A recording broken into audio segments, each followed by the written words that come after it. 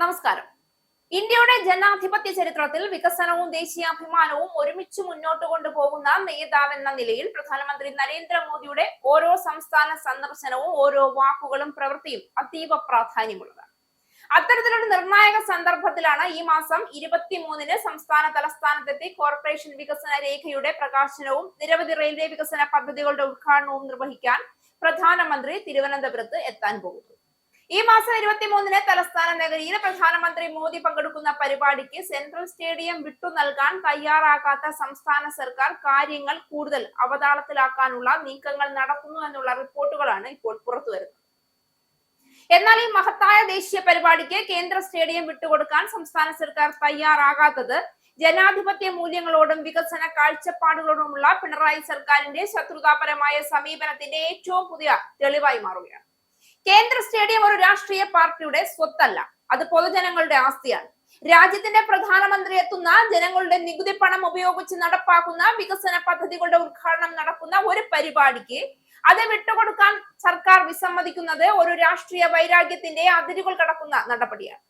ഇത് കേന്ദ്ര സർക്കാരിനോടുള്ള എതിർപ്പോ BJPയോടുള്ള വിരോധമോ മാത്രമല്ല, ഇത് കേരളത്തിന്റെ വികസന സാധ്യതകളോടുള്ള തുറന്ന അവഗണനയാണ്. നരേന്ദ്രമോദിയുടെ നേതൃത്വത്തിൽ രാജ്യത്ത് നടപ്പാക്കിയ അടിസ്ഥാന സൗകര്യ വികസനം ലോകം അംഗീകരിച്ച യാഥാർത്ഥ്യമാണ്. റെയിൽവേ മേഖലകളിൽ നടന്ന വിപ്ലവകരമായ മാറ്റങ്ങൾ, നഗരവികസന പദ്ധതികൾ, സ്മാർട്ട് സിറ്റി ആശയങ്ങൾ, ഇൻഫ്രാസ്ട്രക്ചർ നിക്ഷേപങ്ങൾ ഇവയൊക്കെ കേരളത്തിന് വലിയ ഗുണം ചെയ്യുന്ന കാര്യങ്ങളാണ്. അത്തരം പദ്ധതികളുടെ ഉദ്ഘാടനം കേരളത്തിൽ നടക്കുമ്പോൾ അതൊരു രാഷ്ട്രീയ പാർട്ടിയുടെ പരിപാടിയായി കാണാതെ സംസ്ഥാനത്തിന്റെ പുരോഗതിക്കുള്ള അവസരമായി കാണേണ്ടതായിരുന്നു പിണറായി സർക്കാരിന്റെ ഉത്തരവാദിത്തം. പകരം അവർ തിരഞ്ഞെടുത്തത് പ്രതികാര രാഷ്ട്രീയമാണ്. കേന്ദ്രം ചെയ്യുന്നതെല്ലാം തടയുക എന്ന ഒരേ ഒരു അജണ്ടയിൽ കുടുങ്ങി സംസ്ഥാന താല്പര്യങ്ങൾ പോലും ബലി കൊടുക്കുന്ന സമീപനമാണ് ഇന്ന് കേരളം കാണുന്നത്. കോർപ്പറേഷൻ വികസന രേഖ പ്രകാശനത്തിനും റെയിൽവേയുടെ വിവിധ പരിപാടികളുടെ ഉദ്ഘാടനത്തിനുമാണ് പ്രധാനമന്ത്രി എത്തുന്നത്.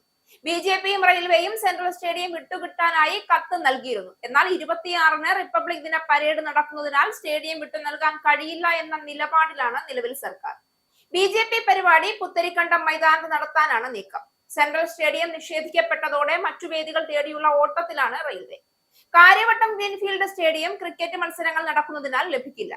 സെൻട്രൽ സ്റ്റേഡിയം ലഭിച്ചില്ല എങ്കിൽ റെയിൽവേ പരിപാടിയും പുത്തരിക്കണ്ടം മൈതാനത്തേക്ക് മാറ്റേണ്ടി വരും. റിപ്പബ്ലിക് ദിന പരേഡിന് 2 ദിവസം സമയമുണ്ടെന്നിരിക്കെ 23-ന് സെൻട്രൽ സ്റ്റേഡിയം വിട്ടു നൽകാത്തത് മനഃപൂർവ്വമാണെന്ന ആക്ഷേപവും ഉയരുകയാണ്. പ്രധാനമന്ത്രി പങ്കെടുത്ത ചടങ്ങ് മുൻപ് സെൻട്രൽ സ്റ്റേഡിയത്തിൽ നടന്നിട്ടുള്ളതിനാൽ സുരക്ഷാ അനുമതികൾ ലഭിക്കാൻ എളുപ്പമായതിനാലാണ് സെൻട്രൽ സ്റ്റേഡിയം എന്ന ആവശ്യം റെയിൽവേ ഉന്നയിച്ചത്.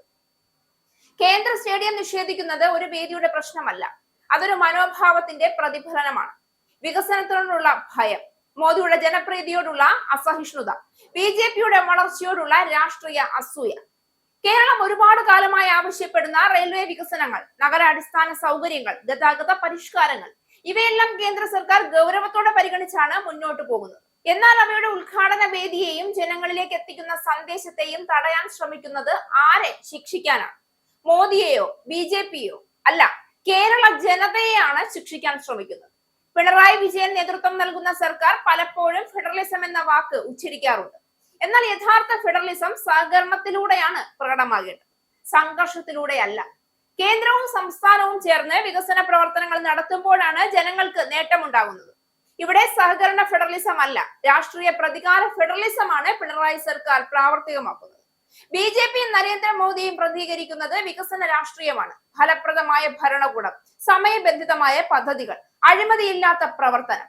അതിനെതിരെ നിൽക്കുന്നവർക്ക് ജനവിധിയിൽ ഭയമുണ്ടാകുന്നത് സ്വാഭാവികമാണ്. അതിനാലാണ് ഒരു പ്രധാനമന്ത്രി എത്തുന്ന പരിപാടിക്ക് പോലും തടസ്സങ്ങൾ സൃഷ്ടിക്കാൻ ശ്രമിക്കുന്നത്. എന്നാൽ വേദികൾ നിഷേധിച്ചും തടസ്സങ്ങൾ സൃഷ്ടിച്ചും വികസനത്തെ തടയാനാവില്ല എന്നതിന് ചരിത്രം സാക്ഷ്യം വഹിക്കും. കേരള ജനത മോദിയുടെ നേതൃത്വത്തിലുള്ള കേന്ദ്ര സർക്കാർ കൊണ്ടുവരുന്ന പദ്ധതികളുടെ പ്രാധാന്യം തിരിച്ചറിയുന്നവരാണ്. കേന്ദ്ര സ്റ്റേഡിയം നിഷേധിച്ചാലും ജനങ്ങളുടെ ഹൃദയത്തിൽ നിന്നുള്ള പിന്തുണ നിഷേധിക്കാൻ പിണറായി സർക്കാരിനാകില്ല. കേരളത്തിന്റെ ഭാവി ആരുടെ കൈകളിലാണ് സുരക്ഷിതം എന്ന ചോദ്യത്തിന് ഉത്തരം ജനങ്ങൾ തന്നെ നൽകും. വികസനം തടയുന്നവരെയാണോ വികസനം നയിക്കുന്നവരെയാണോ ആരെയാണ് ആവശ്യമെന്ന് അടുത്ത തിരഞ്ഞെടുപ്പിൽ ജനങ്ങൾ വിധി പറയും.